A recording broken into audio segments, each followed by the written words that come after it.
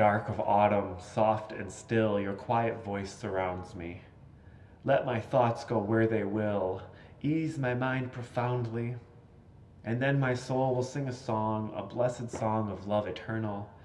Gentle darkness, soft and still, bring your quiet to me. Darkness, soothe my weary eyes that I may see more clearly. When my heart with sorrow cries, comfort and caress me. And then my soul may hear a voice, a still small voice of love eternal. Darkness, when my fears arise, let your peace flow through me. Well, good evening. I'm Reverend Christopher, and I have the pleasure of serving as the executive minister here at Fountain Street Church. And this evening, it's an honor to be with you in Reverend Matthew's absence. We call this experience the grounding because we offer it as an opportunity for each of us to just ground ourselves in the moment, in the stillness and in the peace of the eternal now. Much like on Sunday mornings, we have 4 candles. There are many candles around me right now, and you can pick 4 of them to focus on, but we have 4 of them, and we light them as a way of ushering in light into the darkness. We have a candle of peace, and when we light that, we pray that peace is known by and experienced by everyone in our community and beyond the boundaries of Fountain Street Church. We have a candle of love and compassion, and again, we pray that love and compassion might be nourished inside the hearts of everyone in our faith community and everyone beyond these sacred walls. And of course, there's the candle for justice. And we pray that justice will be known by and experienced by all, both inside this congregation and in our broader community. And finally, we light the 4th candle. It's the candle of community, because we know that we are spread out during this season of COVID, but even still, the fire that unites us, that light and that inner ember, burns within all of us, even when we cannot be with one another physically. And so with that spirit, I welcome you this evening to the grounding.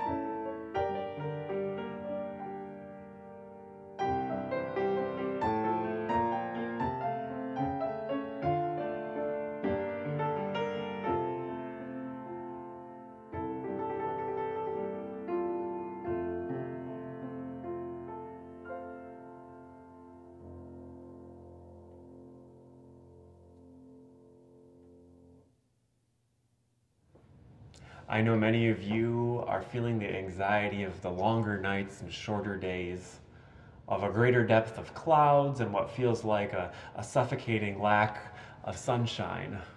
It's a rhythm that hits us every fall, and I admit I'm the worst about it because I just talk about it out loud all the time. I'll say to my husband every day, is it just me, or is like it really dark really early today? And no matter how often I've gotten used to this annual ritual of the early setting sun, it never seems to get easier. And yet there's truth and beauty in this rhythm of the annual fall equinox.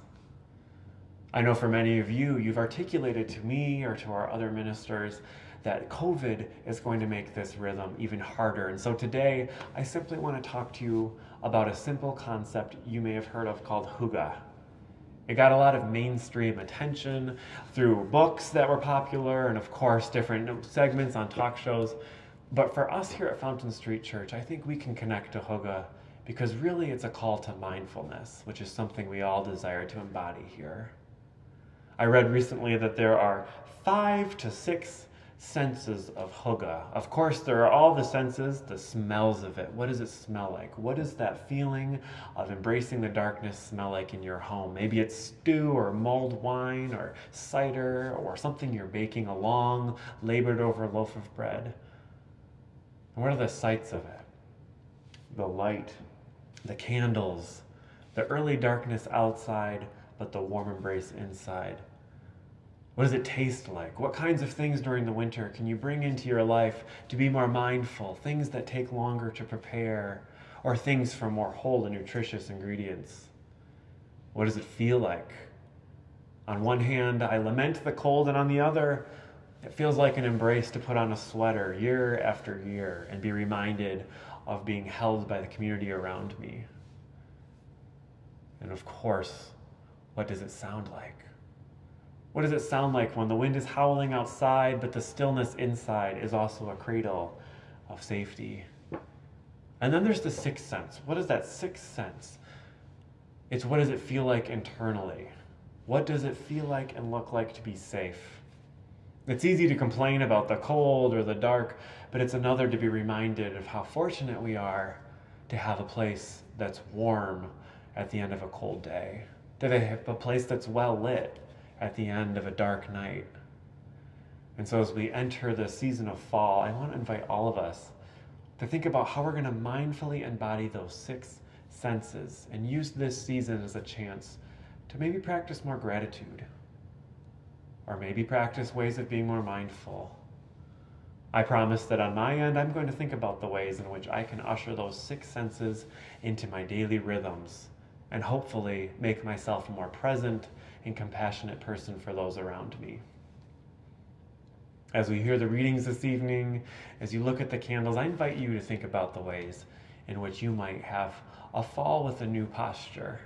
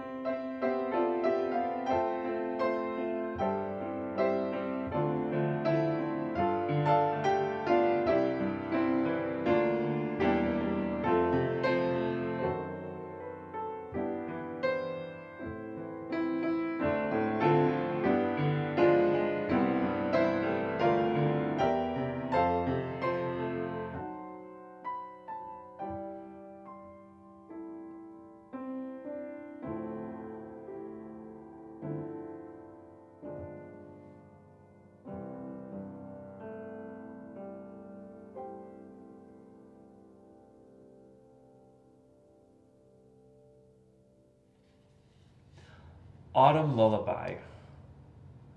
I watch as the wind whips some of the early fallen leaves all about. They fly and they turn and they do somersaults in a celebration of freedom.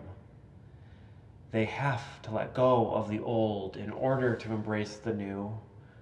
And I must let go of my own old stubborn ways in order to surrender to new growth and trust. I must separate myself from my fears and my doubts so that I can fly free and love too. I'm a busy and responsible person. I have so much work to do, but I cannot cling to work. I must rest as well. A tree lets go and then gives birth in the spring to a verdant growth and a shady splendor. I too must let go of feeling the world will fall apart if I were to allow myself to rest like the trees.